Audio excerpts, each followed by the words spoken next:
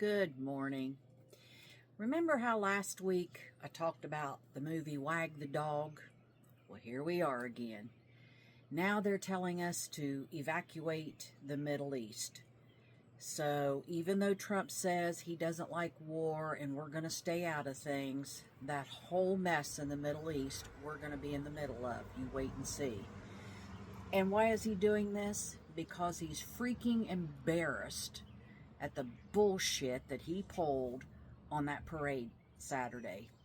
We showed him nationwide, enough's enough, he's gone too far, and even people that initially voted for him or supported him said, we're not crossing this line.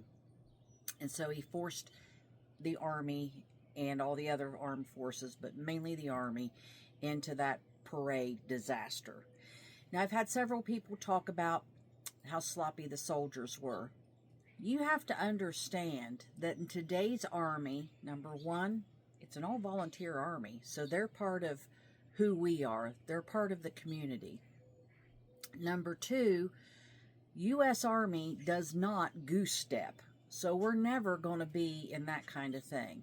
Now, number three, let me tell you, when you're done with basic training, to this day, if I'm walking with somebody, I find myself subconsciously getting in step with them.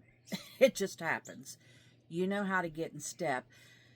But then you also have to have someone keeping a cadence quietly, and they didn't want anybody alongside keeping cadence. And by cadence, I mean somebody going left, left, left, right. And it helps you, just like when you're rowing, somebody keeping you going.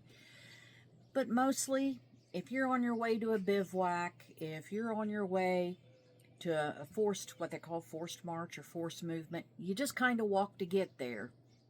Because usually you got a ruck on and you're sweating and carrying on. And as I told you in my speech before, there is not a troop alive that enjoys standing around for hours. Because if that parade started at 6, they had to be there at 3:30. Guarantee it.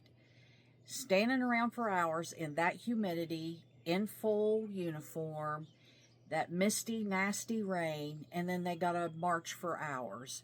So yeah, I think they were kind of like to Trump.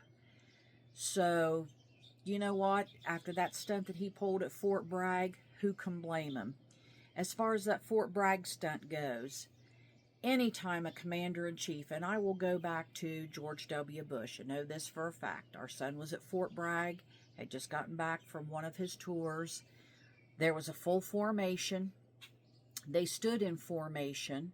They were put at ease, which is a little bit more slack than parade rest, but they're still standing there.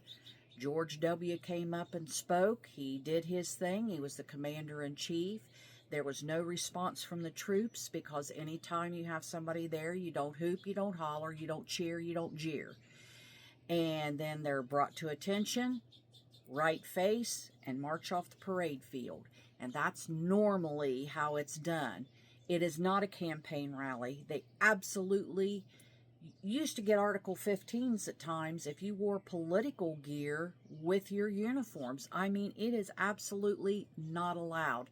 But these were young men and women in uniform, and I don't think they really understood the consequences or that they would be in camera. If they did understand the consequences, then we need to do a whole nother round of education.